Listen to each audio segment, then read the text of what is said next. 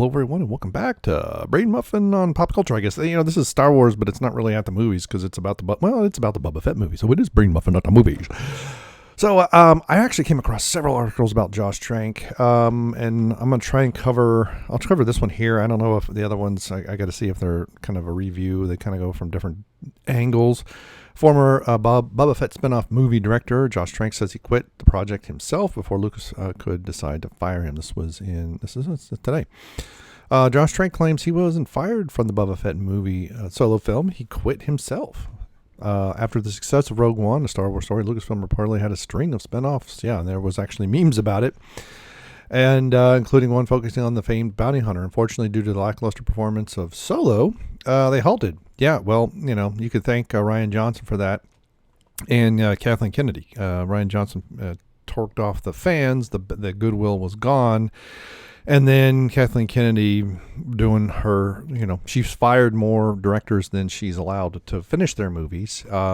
Oddly enough, she fired, what's his name from Rogue One and hire and the music director. So she had to hire somebody to finish that. They reshot 45% of it.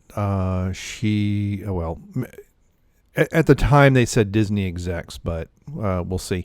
And then Solo was just a disaster. And then, of course, Trevorrow being fired or quitting or whatever exactly happened there for episode 9. And then we got the absolute dumpster fire that episode 9 was. So this is, and it's interesting, we have a clip from, it's Return of the Jedi. So the halted development on these projects, this is Iger said we're going to slow down, mainly, because, Solo being the only Star Wars movie to actually lose money, which is insane. A Boba Fett project had long been in Lucasfilm's plans, with Trank, the last film director, to be officially attached to it. That was until the project was shelved indefinitely, with no word yet whether or not it still was on the cards down the road. Despite this, filmmaker recently came out to clarify what went down between him and the company with regard to his supposed firing for the movie. You can't fire me, I quit. Speaking with Polygon, Trank said his side of the story about Boba Fett's standalone film and his subsequent exit from the project. In the article, he detailed how he got involved, which apparently had something to do with Simon Kinberg, a producer of Fantastic Four reboot. This after the filmmaker met with Lucasfilm Group's Kira Hart after helming Chronicle. Well, if you got past Kira Hart, that's promising for you, but for us fans, that means it's going to be crap. Trank came up with a three-act pitch for his film, which he presented to Hart, Lucasfilm, Kathleen Kennedy, and Chairman Alan Horn. Eventually, he was announced to be helming a project for Star Wars, but not even a year later, he walked away from the gig. I quit because I knew I was going to be fired if I didn't quit. I'm guessing creative differences between him and Kathleen were starting to crop up, and Kira as well. During the time of Trank's resignation, Lucasfilm had only hired J.J. Abrams for Star Wars Force Awakens, and their now infamous problems with regard to keeping filmmakers had yet to become quite public knowledge. Oh, that's interesting. So this was very early on then. Still, it appears that the issues were already being based on Trank's recent comments. Unfortunately, he didn't get into the specifics about why he thought he was going to get fired from the Boba Fett film.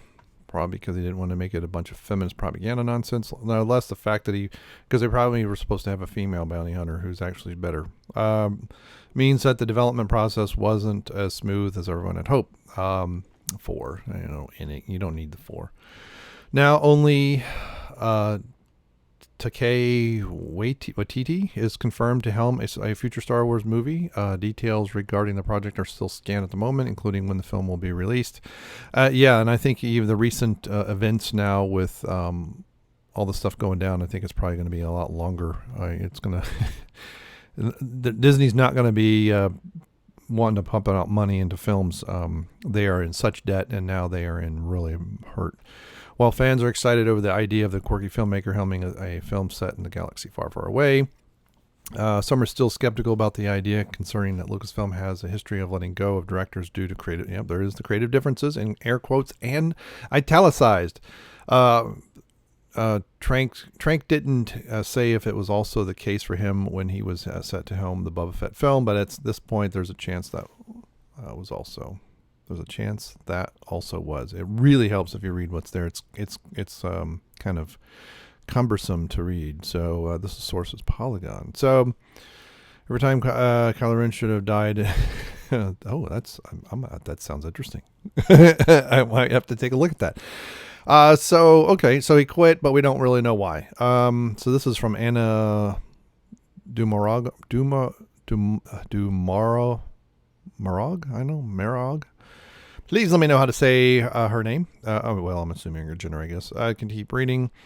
And it says the too long didn't read. So we'll be set. That's the theory. Boba Fett will be the Mandalorian's real villain. Oh, okay, that'd be interesting. So yeah, it doesn't surprise me. But that was very early on. So we're talking 5 years ago now, and now he's coming forward. That's quite a long time to hold your tongue. But I guess you kind of just wait. This is kind of kind of waiting, and it doesn't sound like he's trying to use it as leverage or as a way to kind of piss and moan. Otherwise, we probably would have gotten more details and the like. But he at least it was on a path. At least he quit. I suppose the other guys who got fired. And Garrett Edwards, right? Gareth Edwards. I don't know, but yeah. Well, it has become stereotypical with Lucasfilm now. So, and Kathleen Kennedy. So it wouldn't be surprised if creative differences were the problem. In particular with the nonsense that we got. And, the sequel trilogy was all about raising up Carrie Fisher's character, Princess Leia, at the destruction of the other two, which was kind of stupid in many ways because she did have quite the, especially in the first one. It kind of wanes a little bit in Empire, but we see that feistiness. But, this is almost like the taming of the shrew from both sides, where the woman is very hard and hard pressed, and so is the guy. The guy's, he's a womanizer, he's, a scoundrel, and he has to become a nice man and a leader, which we see fully, even though he's run around the ground and he's not supposed to be a pirate in Return of the Jedi. We see his leadership qualities and things that come to the forefront that he basically had to suppress in A New Hope, and we just start to see a little bit in Empire, where I didn't know you knew anything military and all that kind of stuff. I know it has nothing to do with this, but that's what the sequel trilogy was all about, because they think this is also why Chewie got his medal and all this other nonsense. So I really, really wish they would just cut that off and say we're going to do episode 7 again. But obviously that's never going to happen. We're not going to reboot those pieces. And, so anyway, okay, good. I'm going to see if I can find more information about this, see if I can find any Josh Trank, any more specifics, although this says that he didn't list any, and it is from today. And if I do find it, I'll make another video. All right. Thank you so much for stopping by. Thanks for sharing everything. Thanks for subscribing, clicking like. Oh, I do. Yeah, I did.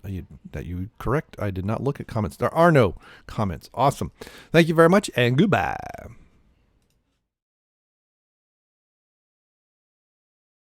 Rain. Okay, what's the pickup level? Yeah, bring it up anyway. Okay.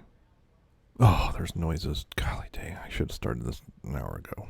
Well, I was in a meeting an hour ago. All right, 3, 2, 1.